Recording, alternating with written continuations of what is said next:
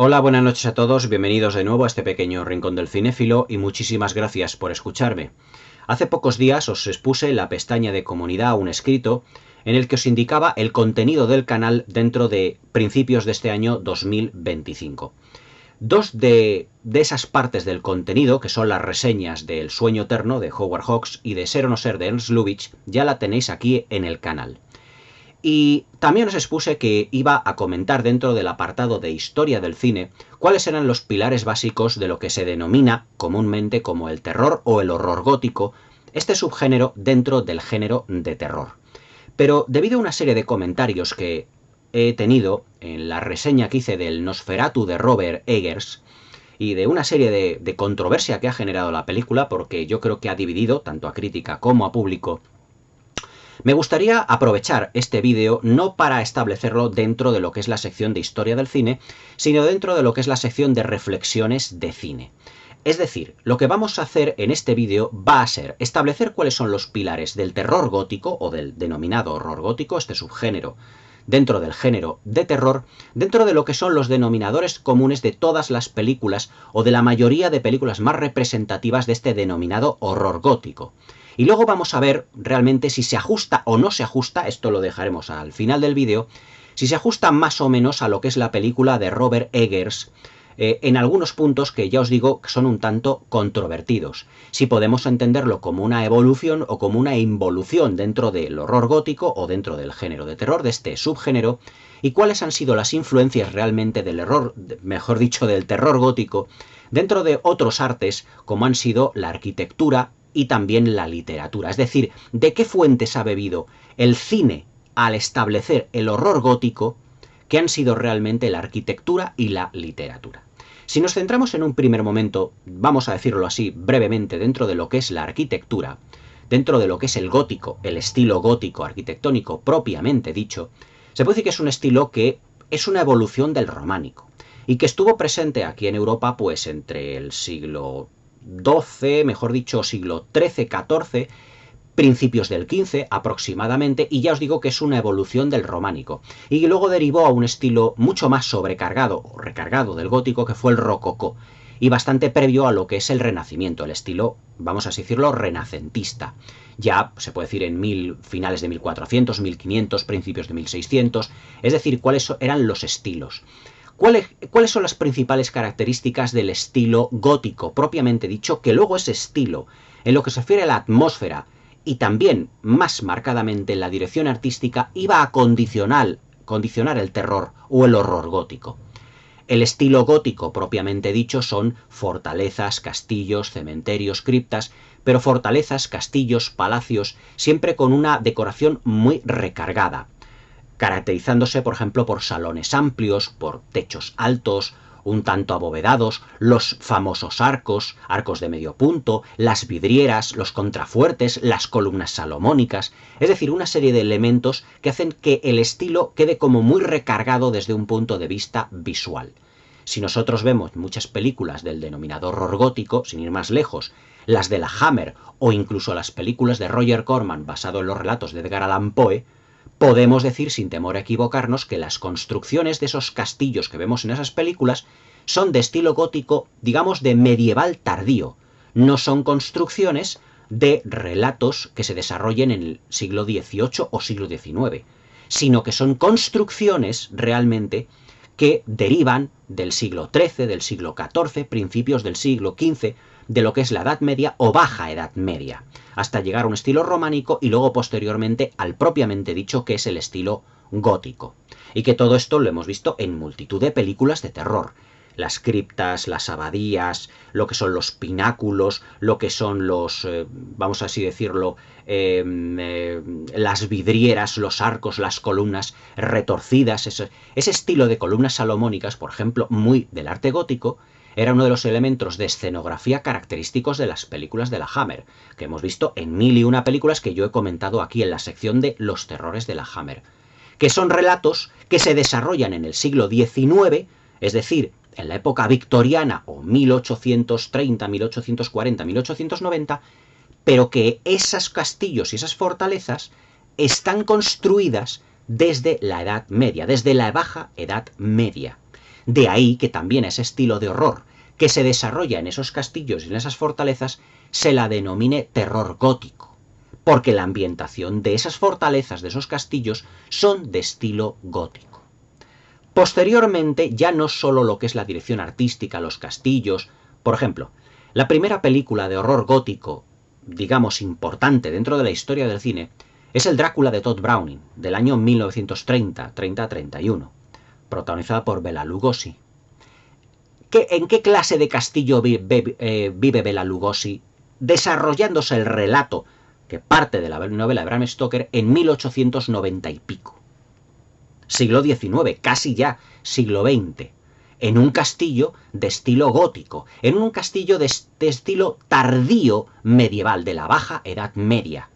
No tenemos más que ver en el interior del castillo o incluso en el exterior esos pináculos, esos arcos, las vidrieras, la escenografía, todo lo que se conoce como escenografía gótica, que es un estilo que proviene prácticamente de la Edad Media, de la Baja Edad Media, pero que está utilizado en relatos de escritores del siglo XVIII y del siglo XIX, como Bram Stoker, que puso su Drácula en Transilvania, en Rumanía, como todos sabemos, pero viviendo en un castillo que tiene ya, digamos, una historia desde la época medieval. De ahí que se la denomine gótico realmente. Luego, las novelas que también han tenido influencia, que han sido derivadas directamente como adaptaciones para lo que denominamos estilo gótico en la cinematografía. Las novelas, la novela de Drácula de Bram Stoker, la novela de Frankenstein o el moderno Prometeo de Mary Shelley, otro tipo de novelas como por ejemplo, sin ir más lejos, el Dr. Jekyll y Mr. Hyde de Robert Louis Stevenson, también por ejemplo, sin ir más lejos, ¿cómo os diría yo? Los melodramas también de las hermanas Bronte también son muy de estética recargada, que se desarrolla en fortalezas de estilo gótico, aunque sean melodramas, no películas de terror. Sin ir más lejos también, por ejemplo, El vampiro de John Polidori, que es una novela corta que yo me he leído hace relativamente poquito tiempo. Por ejemplo, la novela de Carmilla de Sheridan Le Fanu. Es decir, una multitud, una cantidad de novelas que nosotros tenga, digamos, por ejemplo, temática de terror, de suspense o incluso melodramas, dramas o tragedias, digamos que se desarrollan en ambientes, en fortalezas, en estilos, en atmósferas que son marcadamente góticas, realmente. Por ejemplo, sin ir más lejos, la película de suspense basada en Otra vuelta de tuerca de Henry James. O de James Joyce, no, perdona, de Henry James. Ahora no me acuerdo de los... Siempre está James ahí ahí en medio. Es un relato que también se desarrolla en una mansión que es también marcadamente gótica, que no es propia del siglo XIX, sino que seguramente tuvo su construcción muchos siglos anteriores. Para que veáis que hay relatos que se desarrollan en este tipo de construcciones. Y la temática que nosotros vemos en las novelas es la temática de los personajes sobrenaturales, posesiones demoníacas, por ejemplo, fantasmas, espíritus, vampiros, criaturas, hombres lobo, que diría yo, personajes sobrenaturales, ahora ya me sale, por ejemplo, como el retrato de Dorian Gray. Es decir, todo ese tipo de novelas es lo que denominamos como la narrativa o novela gótica, que está desarrollado en ambientes de estilo arquitectónico gótico. Y todo esto, ¿cómo se extrapola realmente al cine? Es decir, el cine, ¿qué toma de todos estos elementos, de los elementos arquitectónicos y de los elementos literarios y de sus narrativas, para llevar este estilo al cine y que nazca propiamente dicho el horror gótico o terror gótico? Yo os digo que la primera película importante de horror gótico no es el Nosferatu de Murnau, porque el Nosferatu de Murnau pertenece al expresionismo alemán, que era un estilo artístico que no tiene nada que ver con el gótico. Aunque ahora digan que la nueva película de Robert Eggers, digamos que es de horror gótico, es porque, digamos que Eggers lo ha extrapolado eso a lo que es los ambientes del terror gótico, del horror gótico. Pero no tiene nada que ver ya con el estilo expresionista. El estilo expresionista y el gótico no tiene absolutamente nada que ver.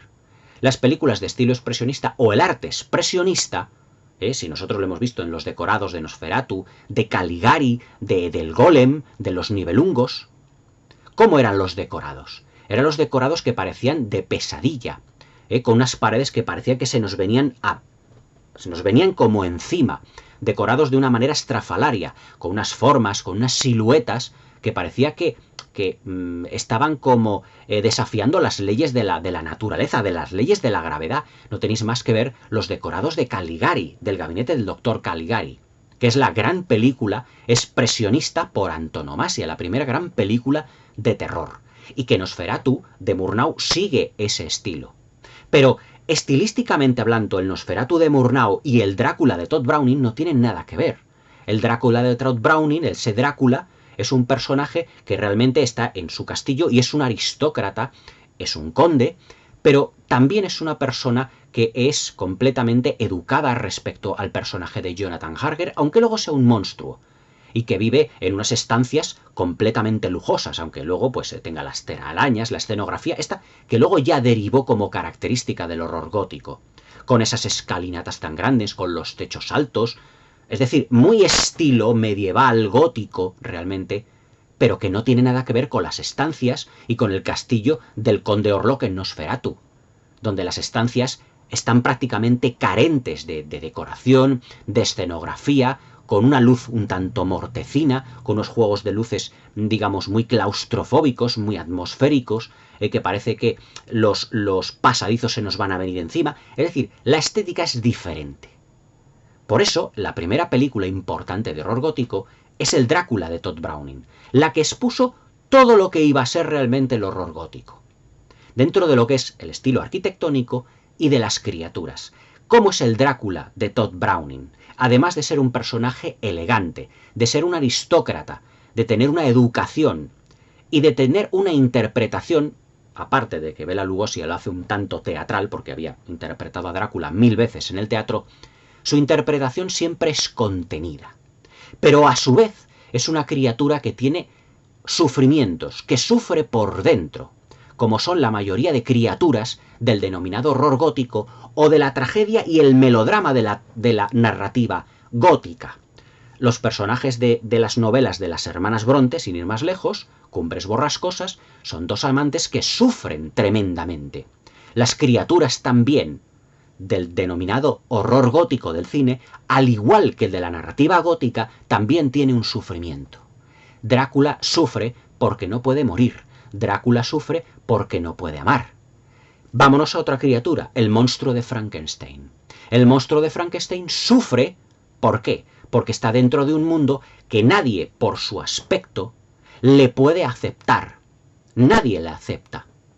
Solo la niña, en la película de James Whale, es la que no se asusta de este personaje debido a su inocencia, pero todos los demás, debido a su aspecto, le toman por un monstruo. En la novia de Frankenstein le vemos que está continuamente sufriendo, excepto por el ciego, que no le puede ver, y que le toma por un amigo.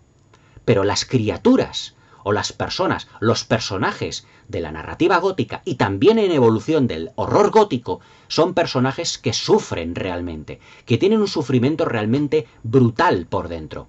¿Cómo es el Klaus Kinski, el Nosferatu de Kinski de la película de Herzog, cuando se dirige directamente a Lucy, al personaje de Isabelle Adjani, la dice, es que la ausencia de amor es el dolor más profundo. Es decir, es una criatura que también tiene un sufrimiento brutal. Es decir, no es una criatura que sea malvada por naturaleza, sino que una serie de circunstancias le han provocado un sufrimiento que le han convertido en malvado. Así es el monstruo de Frankenstein, así es el Nosferatu de Kinski, así es el conde Drácula, también, como se le ha expresado en muchas de las películas que hemos visto a lo largo de la historia del cine. También es una criatura, también que se alimenta y que se mueve por sus instintos, como es el original literario de Bram Stoker, que es un monstruo realmente que se mueve por instintos sexuales, sensuales, pero a la vez también cargado de sufrimiento. ¿Cómo es, por ejemplo, la criatura, sin ir más lejos, del fantasma de la ópera? La novela de Gaston Leroux, que bueno, ya es mucho más moderna, evidentemente, pero también es una criatura que sufre. Es un personaje que tiene que ocultarse tras una máscara. Es decir, es un ser trágico. Por así decirlo, la narrativa dentro del horror gótico también no solo nos muestra en las películas de terror un monstruo que destruye todo lo que toca, por así decirlo, sino que también sufre de una manera completamente descontrolada. Es decir, tienen un trasfondo romántico. Ese romanticismo que deriva realmente de los escritos de 1700, 1800, pero también de los escritos del románico, del gótico, del rococó, del renacimiento. Todo es un conglomerado dentro de lo que es el cine, de todos los estilismos que han venido dando la literatura, la arquitectura, y por así decirlo, ¿por qué no?, incluso la pintura. Porque hay muchas películas de terror gótico que se basan desde un punto de vista visual en cuadros con diferentes estilos, ya sea, como por así decirlo, un estilo marcadamente claroscuro, más tenebrista. O sea, podemos sacar 1001 referencias en ese sentido. Pero todo eso extrapolado al cine, ¿cuál es el resultado a partir del Drácula de Todd Browning? Y también hasta cierto punto del Frankenstein de James Whale. Porque el Frankenstein de James Whale, también debido a sus decorados, bebe mucho del expresionismo. Pero nos tenemos que ir ya a La novia de Frankenstein del 35 para ya olvidarnos de una ambientación y de una iluminación marcadamente casi expresionista, si ya no directamente del horror gótico. La novia de Frankenstein, el Drácula de Todd Browning y ya por extensión las películas de terror de la Universal, se puede decir que fueron las primeras películas del horror gótico, a la que luego siguieron, evidentemente, dentro de principios de los años 50, las películas de la Hammer, que transformaron, o no mejor dicho transformaron, sino que hicieron evolucionar todos estos elementos de los que vamos a hablar, todos estos, y los convirtieron dotándolos de una personalidad propia del estudio.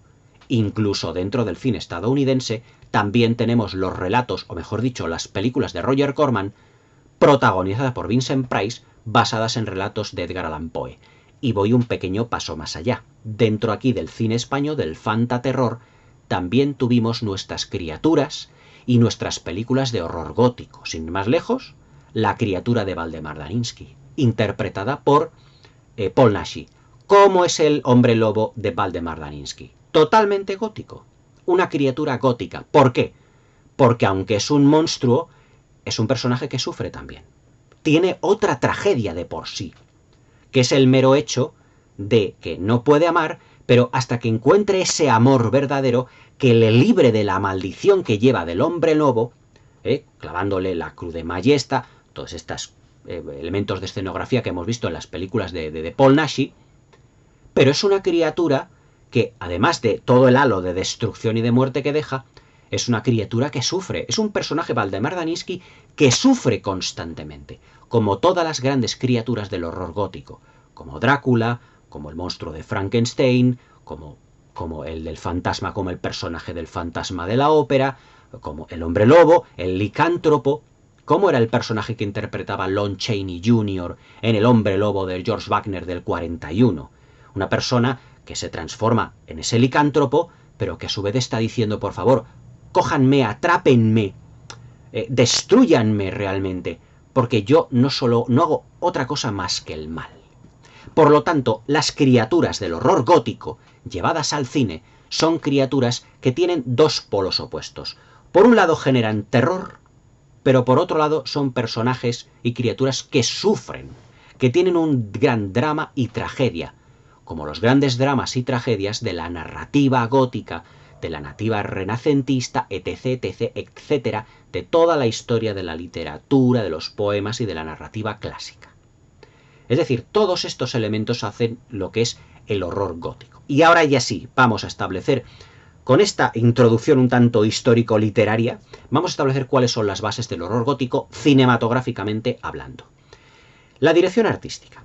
La dirección artística de las películas de horror gótico, al igual que la arquitectura que he mencionado, están caracterizadas por los decorados muy sobrecargados, una escenografía muy sobrecargada, plagada además ya no solo de elementos escenográficos, sino también de fuentes de luz. Por ejemplo, las películas de Drácula del ciclo de Hammer. Sin ir más lejos, Drácula, Príncipe de las Tinieblas, o el Drácula del 58, o Las novias de Drácula del 60, las 3 de Terence Fisher. ¿Cómo son el interior de los castillos de todo ello? El interior es sobrecargado. Cargado además, valga la redundancia, de elementos escenográficos como chimeneas, libros, puertas, decorados laberínticos, alfombras persas. Estamos derivando de lo que es la arquitectura medieval. Vamos a decirlo, escudos. Escudos pertenecientes a lo que es la heráldica, vamos a así decirlo, propiamente dicho. Escalinatas, columnas, claustros, criptas, diferentes pisos dentro de lo que es el castillo, pero siempre conectados por escaleras que parecen que nos llevan a elementos o a zonas muy, muy oscuras, muy atmosféricas, que parece que nos están llevando como al Averno, que nos están llevando a zonas como muy oscuras, muy tétricas. Todo eso con elementos muy sobrecargados. ¿Cómo es la iluminación? O mejor dicho, vamos a empezar cómo es el colorido. Lleno de matices. No tenemos más que ver una secuencia, por ejemplo, dentro de lo que es Las novias de Drácula, sin ir más lejos, y lo digo porque está filmada en Technicolor, y es una de mis películas favoritas de la Hammer, en el que están cenando la baronesa Meinster y aquella chica que es la que quiere ir al internado de señoritas. Todos los detalles de lo que es la mesa, de lo que es la parte de detrás del castillo, de la sala donde están, del gran salón, de esas escalinatas, está cargado o lleno de detalles de todo tipo de colorido y de contrastes, para que dé la sensación de sobrecargada la escenografía. Cómo está, por ejemplo, la iluminación, sin ir más lejos, en Drácula, Príncipe de las Tinieblas, en la secuencia en la que Drácula sale, sale Bárbara Shelley, la vampiresa, están a punto de huir el matrimonio más joven, está todo lleno de focos de luz. Una luz mortecina que sale de tono azulado, que sale de detrás de los cortinajes del castillo, donde está Drácula, una luz rojiza que parece que le ilumina a él, una luz como mortecina, blanquecina, que está iluminando al personaje de la vampiresa interpretada por Bárbara Shelley. Es decir, dentro de lo que es la escenografía, tenemos varios focos de luz, para dar sensación de decorado laberíntico, de recargado desde un punto de vista visual. La arquitectura en los interiores también tiene que ser recargada.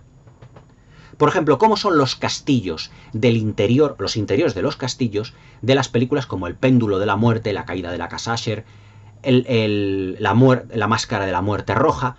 ¿Cómo son los castillos también? Los candelabros, los tapices, las alfombras, los grandes butacones, las mesas alargadas. Es decir, todo está lleno, recargado de elementos de escenografía.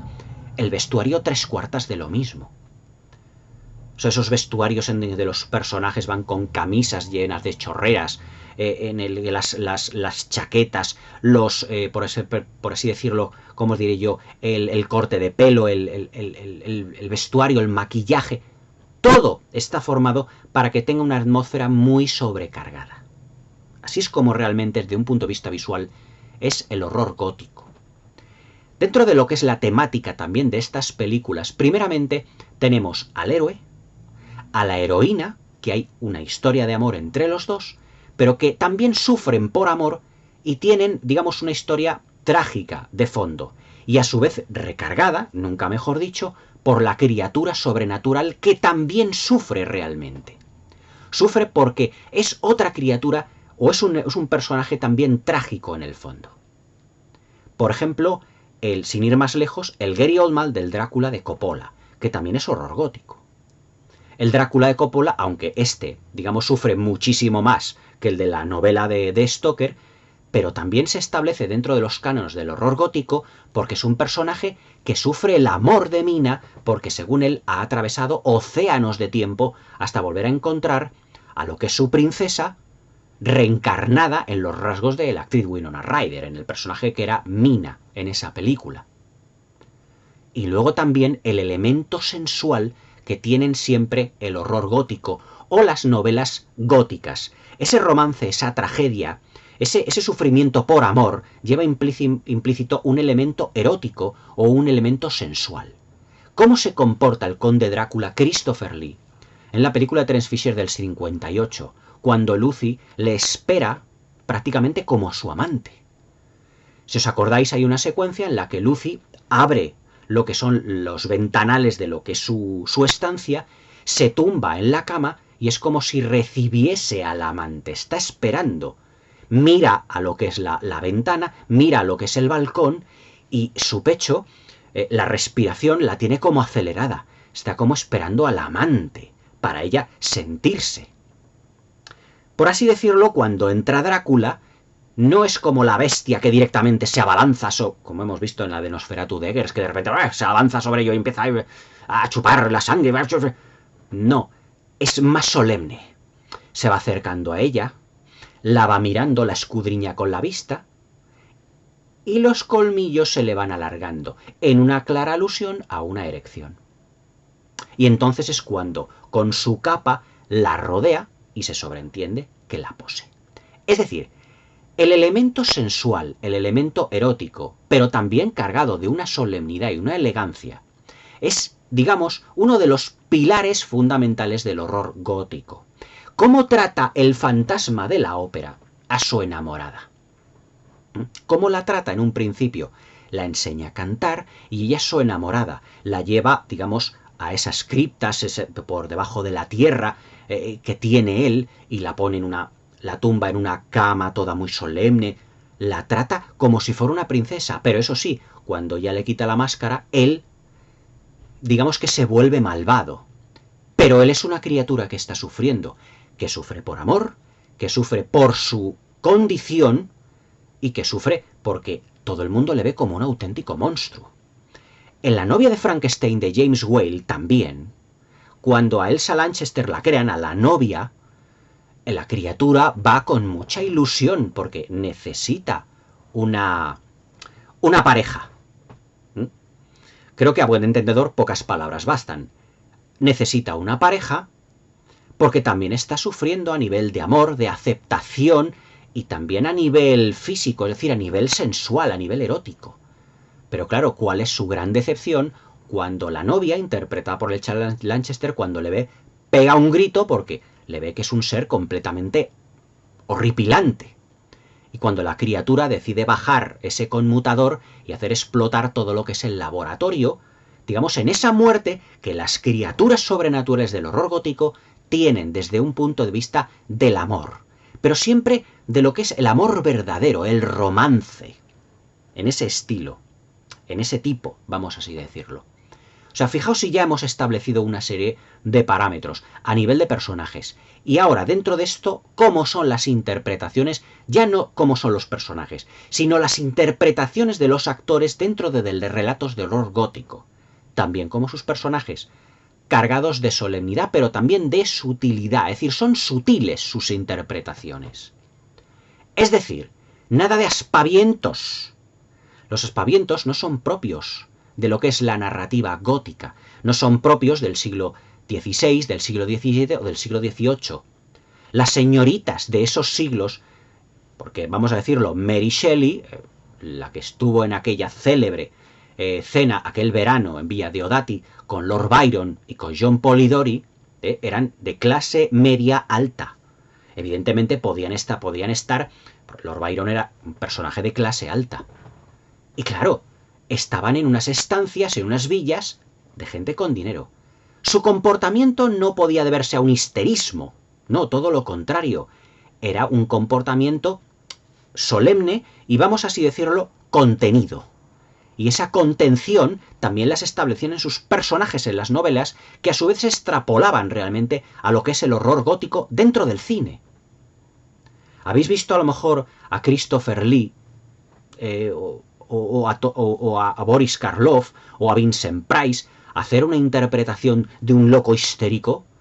Bueno, Vincent Price hasta cierto punto, vamos a decir exagerado, pero no histerismos de gritos de esto, no, eso es más del cine de ahora. para llamar más la atención, o desde un punto de vista interpretativo porque la actriz o el actor no sabe enfocar ese personaje desde un punto de vista del romanticismo. Y por lo tanto, lo que hace es tapar esa carencia, haciendo como que se vuelve loco, vamos así decirlo. Pero las interpretaciones de los actores de las películas de horror gótico no son de histéricos. Todo lo contrario, son interpretaciones contenidas. Por ejemplo, ¿cómo es la interpretación de Isabella Gianni en el Nosferatu de Herzog? La secuencia en la que Klaus Kinski, conde Orlok, en esta película ya directamente Drácula, aparece en su alcoba, cuando la puerta se abre, entra la sombra y entra su alcoba, ella los ojos se le van poniendo cada vez con más pavor, con más terror, y con unos ademanes, unas maneras en su interpretación, como que si derivasen un poquito del cine mudo o hicieran un homenaje a la interpretación de la chica del cine mudo, de la versión de Murnau, haciendo así como con las manos, así muy levemente. Yo creo que a lo mejor eso, si me permitís el inciso, fue a lo mejor un poco más de la propia Isabella Gianni que de Herzog, porque Herzog, sabiendo que es un poco, es más también documentalista, a lo mejor ese estilo no le iba del todo, pero a lo mejor la propia Isabella Gianni sí que tuvo cierta libertad a la hora de poder enfocar el personaje. Y siempre ella, dentro de la presencia del conde, siempre se mantiene completamente impertérrita, aunque una procesión de terror fuera por dentro.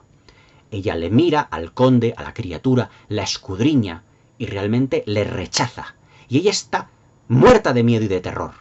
Pero digamos que dentro de lo que es la narrativa gótica o la narrativa clásica, llevada al cine, su educación, en ese momento no empieza a gritar como una posesa, no, sino que ella se mantiene, digamos, su rictus, su actitud, y aunque esté muerta de miedo por dentro, ella sabe cómo rechazarle de una manera elegante y educada, sin histerismos. Es decir, su interpretación dentro de la tragedia de la película, la procesión va por dentro. Y esa procesión que va por dentro la podemos ver en sus gestos, en sus miradas, en la mirada perdida que tiene. Dentro del comentario que yo hice del Nosferatu de Herzog, en lo que es la miniatura, la podéis ver esa mirada lánguida, esa tez pálida que tiene, esa mirada de persona que parece que realmente está sufriendo de por sí. Esa secuencia en la que está que la habéis comentado en la crítica del Nosferatu de Eggers, cuando llega a la plaza de la ciudad y están todos allí pues llenos, por todas partes llenos de ratas, pero allí unos cuantos hombres y mujeres danzando, cantando, cenando, de una manera muy despreocupada, porque como ya saben que van a morir, ya están completamente despreocupados. Pero ella, dentro de ese estupor que lleva por dentro, no ha sido contagiada por la peste, pero dentro de ese estupor que lleva ella por dentro, dice, pero ¿cómo puede ser posible todo esto? Es decir, su interpretación, digamos que su procesión va por dentro. Por eso os digo que dentro de lo que es el horror gótico, también dentro de las interpretaciones tienen que tener una sutilidad y una solemnidad. ¿Cómo interpretaba Peter Cushing sus papeles? Siempre dentro de una educación establecida, y cuando quería ir a por Drácula realmente, tampoco perdía los papeles ni se volvía loco ni histérico. Simplemente se enfrentaba a él de un modo físico, humano, pero sobre todo manteniendo las distancias y la compostura. Entonces, establecidas ya lo que son las bases del horror gótico, que si os habéis dado cuenta a lo largo del vídeo, siempre es como la guinda del pastel del género de terror, porque sus personajes, su narrativa, su ambientación, las interpretaciones, la escenografía, la puesta en escena, siempre todo deriva de una solemnidad, de un recargamiento, de una iluminación, de un colorido, de un espectáculo visual dentro de lo que es el cine. ¿Por qué digo que el Nosferatu de Eggers no se adapta al 100% a todo lo que es la narrativa o el horror gótico desde un punto de vista cinematográfico? Porque las interpretaciones primeramente están salidas de madre. El personaje de Lily Rose Depp, lo dije en el vídeo, no me voy a alargar mucho en ello, pero os dije que ese histerismo que tiene, esas salidas de pata de banco, esos movimientos orgásmicos, parece que esas posesiones demoníacas que tiene, está fuera de lo establecido de lo que es el horror gótico que nosotros hemos conocido hasta ahora. Porque una señorita del siglo XIX, de clase media o clase media alta, o clase alta, no se comportaba así. Eso, que también lo vimos, por ejemplo, sin ir más lejos, en la película de Mujercitas de Greta Gerwig, en donde todas ellas, cuando llega el padre, empiezan a chillar como histéricas. O sea, las señoritas de, digamos, de 1800 y pico no se comportaban como histéricas. Evidentemente esos, digamos, pues, trazos de lo que es el cine más actual. Vamos así decirlo que el horror gótico o esta atmósfera gótica deriva o está evolucionando o está cambiando debido a los cánones cinematográficos de hoy. Posiblemente. Posiblemente. Pero efectivamente no se adapta a lo que hemos visto del horror gótico de otras películas. Los interiores del castillo del Nosferatu de Eggers, del conde Orlok, se puede decir que no obedecen ni al expresionismo alemán ni al horror gótico clásico. Porque ni están cargados de escenografía, ni los decorados parecen que nos van a engullir como si fueran a devorarnos. No es de temática ni expresionista ni gótica. El personaje del conde Orlok es directamente un monstruo salvaje. ¿Qué tiene de trasfondo romántico si se supone que la criatura, el Nosferatu de Eggers, el conde Orlok de Eggers, es un demonio invocado por el personaje de Helen Hutter? No tiene ningún trasfondo romántico. Ella le prometió que se juntaría con él. Es una promesa más lujuriosa de ella que de él, porque él fue invocado. Por lo tanto, en lo que se refiere tragedia, romanticismo, en lo que se refiere a sufrimiento, el conde Orlok de Eggers no sufre, sino que solo lo único que quiere es una posesión física, porque si no invadirá la ciudad llena de ratas. Por lo tanto, el conde Orlok de Eggers no obedece tampoco a unos cánones establecidos de lo que es la narrativa gótica. Porque es un monstruo sanguinolento, como cuando está dentro del barco, o cuando está en el castillo con Hutter, y directamente, en vez de, digamos, intentar, ¿cómo os diría yo?, hipnotizarle o algo con su... No, directamente le ataca porque es un monstruo. El Nosferatu de Eggers es, digamos, una criatura que está más cercana en lo que es violencia física y lo que es, vamos así decirlo, puesta en escena visual a un personaje como el de La Matanza de Texas, o como Michael Myers, o como Freddy Krueger. Está más cercanos a esos personajes que a sus primos hermanos de los otros Dráculas, o de los otros Orloks, o los otros vampiros de la literatura o del horror gótico. Evidentemente la película sí se desarrolla en ese castillo, que tiene el todo, pero decir que esta película como es de temática gótica, sí, la temática lo es, porque nos está mostrando la historia de amor entre Helen, que en la literatura y en la narrativa gótica, la escena de sexo que tienen los dos, ni por asomo se hubiese establecido. Jamás. Porque eso, digamos que no está... No digo que en aquella época no hubiese esa liberación de hormonas, vamos a decirlo, vale, sí. Pero plasmado en lo que es la narrativa clásica o en la cinematografía, como hasta ahora lo hemos visto, jamás. Jamás. Por lo tanto, se puede decir sin temor a equivocarse que el Nosferatu de Eggers, en lo que se refiere a tratamiento gótico, se queda con el vaso medio vacío, medio lleno. Porque es un sí, pero no, un quiero y no puedo, un... También yo me imagino que Eggers tiene que adaptar un poco a los nuevos tiempos. Y claro, el público de hoy no es el público de hace 50 o 60 años, es lógico. Y bueno, pues a lo mejor ha cambiado alguna de las cosas que nosotros estábamos pues, más o menos acostumbrados, de lo que se establece como horror gótico.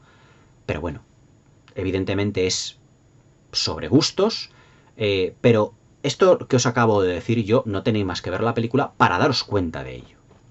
Los pilares del horror gótico siempre se han sustentado en una dirección artística recargada, una puesta en escena compleja, unas interpretaciones solemnes dentro de unos personajes que aman, destruyen y sufren a partes iguales, dentro de unos, digamos, de unas situaciones, digamos, casi llevadas al límite.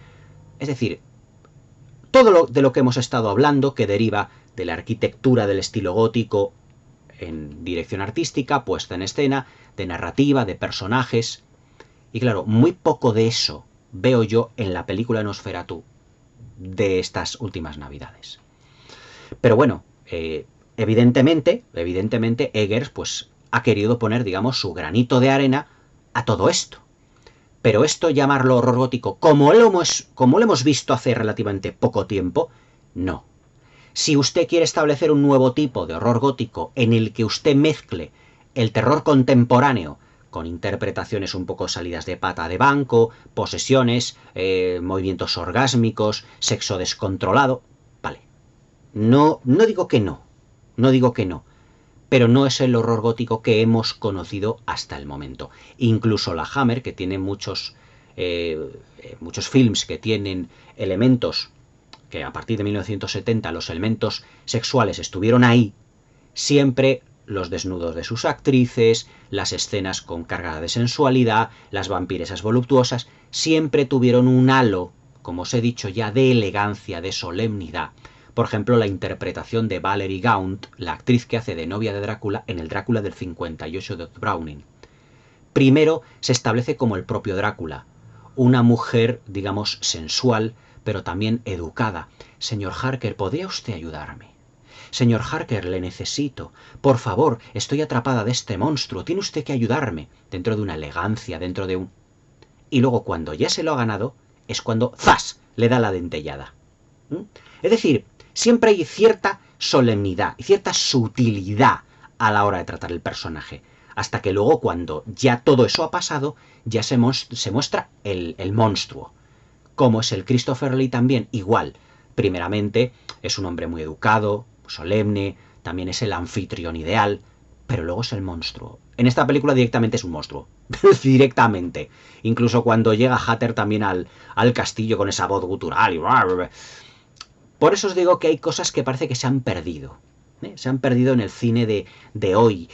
Se han perdido que a lo mejor pueden ser debido a los directores, debido a modas, pero hay ciertos elementos que dices, aquí me falta algo. Y no es que vaya en detrimento de la crítica que yo hice de Nosferatu de Eggers, que la sigo manteniendo igual, la sigo manteniendo.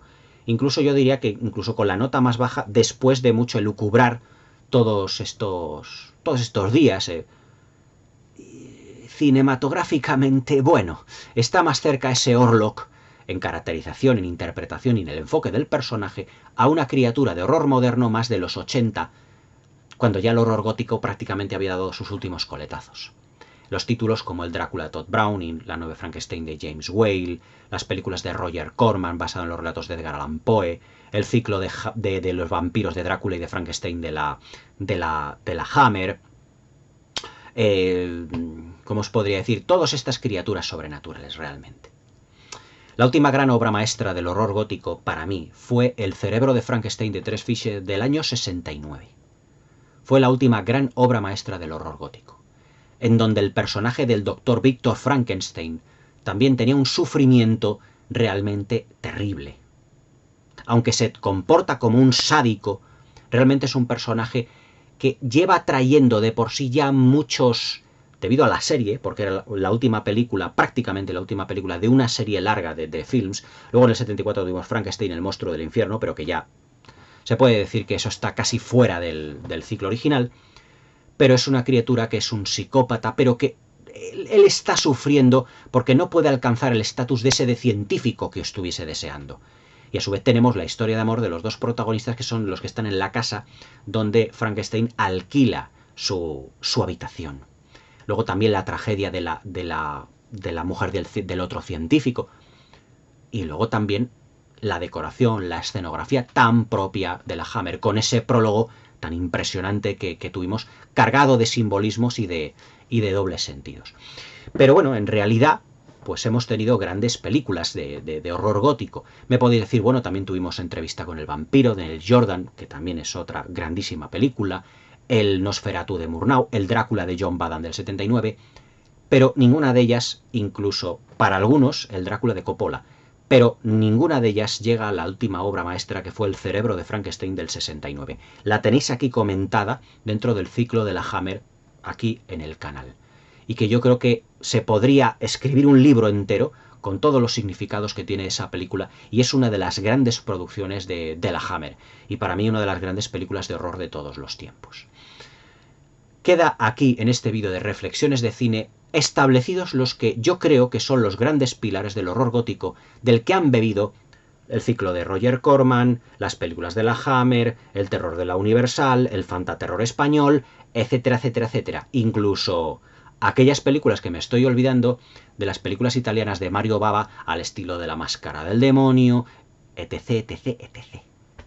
Y que hoy en día pues se nos presenta como esta nueva supuesta obra maestra, que es el Nosferatu de Eggers, que ya os digo que si echáis un vistazo, y esto ya es un consejo, a todo lo que es el horror gótico de grandes películas, de lo que es la historia del cine, y luego la volvéis a ver, la de Eggers, os vais a dar cuenta de todo lo que falta, de todo lo que no encaja, ya no solo estilísticamente, sino también cinematográficamente.